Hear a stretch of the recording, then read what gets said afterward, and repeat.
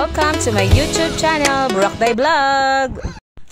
Today, tuturuan ko kayo kung paano magluto ng chop suey. So, painitin ang mantika, ilagay ang bawang, hanggang sa mag-golden brown ang bawang. Antayin natin maging golden brown bago isunod natin ang susunod na sahog. So, yan siya. Halo-halo lang ng konti. Medyo madilim pa dyan ang aking pag-video. Yan. Halo-haluin natin ng konti.